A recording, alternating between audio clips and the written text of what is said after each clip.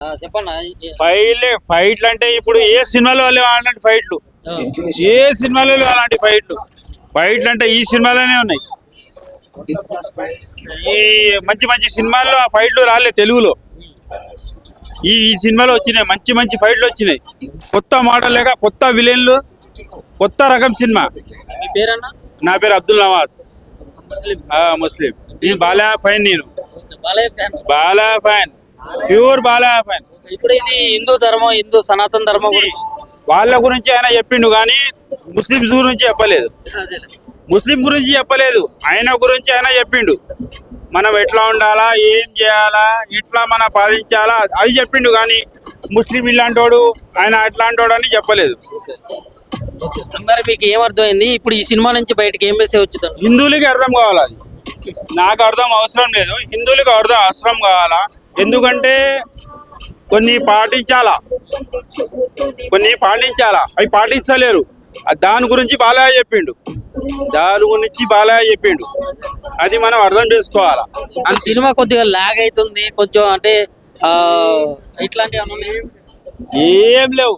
బాలయ్య చరిత్రలో ఇది cinema highlight. అఖండ అంటే తాండవే అంటే నేను ఫైన్. అబ్దుల్ నవాజ్ అంటే ఫైన్. నా బ్యానర్ పెట్టలేదు, ఇంకా మేము బ్యానర్ పెడతాం. ఇక ఆయన కూడా ముస్లిమే. మా అలీభాయ్ ఇంగడ బండి మీద అలీభాయ్, అలీభాయ్. ఈ దండలు గిండలు అన్ని, ఈ ఫోటోగ్రాఫింగ్ అంతా చేసినంటే అలీభాయ్. నేను నవాజ్, అది అలీభాయ్.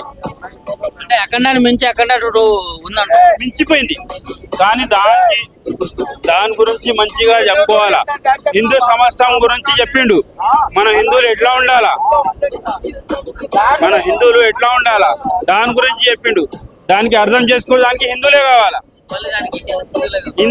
దానికి అర్థం చేసుకోవాలంటే హిందువులే కావాలా. నాకు అవసరం లేదు. దాని గురించి చేసారు. పాల్ ఇండియా మూవీ కదా, బాలకృష్ణ ఫస్ట్ మూవీ పాల్ ఇండియా మూవీ. ఎప్పుడో 10 సంవత్సరాలు పాల్ ఇండియా మూవీ బాలకృష్ణది. పాల్ ఇండియా మూవీలో చరిత్ర సృష్టిస్తారు. రేపు చూడండి 200 కోట్లు ప్రకటిస్తారు. చూడండి, నిన్న నైట్ షో, ప్రీమియర్ షో, ఇవాళ 5 షోస్ 200 కోట్లు పడతాయి. పాల్ ఇండియా మూవీ కాబట్టి హిందీలో మటుకు. ఇప్పుడు మిగతా హీరోల అభిమానులకి మీరు ఏం చెప్తారు? సినిమా ఏం చెప్తామండి, ఎవరి హీరో వాళ్ళు చెప్పుకుంటాం. మా హీరో మాది గొప్ప చెప్పుకుంటాం. చూడొచ్చు, అందరు అభిమానులు చూడాలా. హిందూ అన్న తర్వాత సినిమా చూడాలా. అదర్ ఫ్యాన్స్, అదర్ హీరోల అభిమానులు కూడా చూడాలి. అందరు చూడాలి. అందరూ వాళ్ళ హీరోలు ఎట్లా ఉంటారు కుటుంబంలో, వాళ్ళు మేము కూడా ఫ్యాన్స్ అంతే. వాళ్ళని మేము చూడొచ్చు, వాళ్ళు మాకు చూడొచ్చు. దానికి అభ్యర్థన ఏం లేదు. బాలకృష్ణ రికార్డు కొడుతుండు, 1500 కోట్లు కొడుతుండు. రేపు 200 కోట్లు చూసుకోండి. డే 1. ఇప్పుడు ప్రత్యేకించి సనాతన ధర్మం గురించి వచ్చిన సినిమా కాబట్టి సనాతన ధర్మం గురించి ఏ పాయింట్ బేస్ చేసుకొని ఈ సినిమా మొత్తం రోల్ అయిందా? సనాతన ధర్మం గురించి వచ్చింది ఈ సినిమా. కానీ దాన్ని అర్థం చేసుకునేవాడు ఎవరు?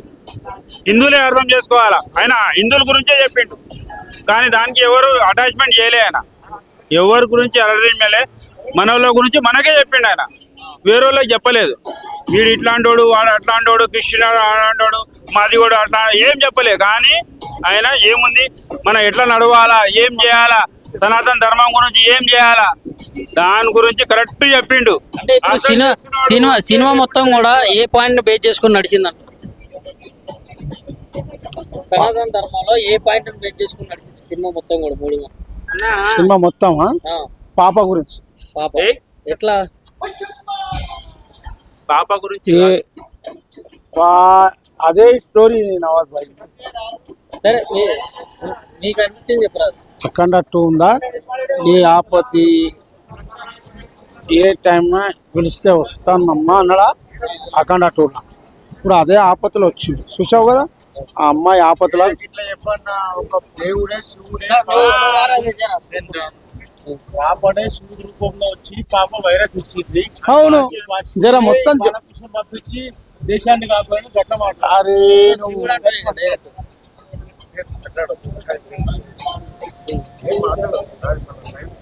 అచ్చా అచ్చా అచ్చా సినిమా మొత్తంలో హిట్ ఓకే రైట్ రైట్ అన్న.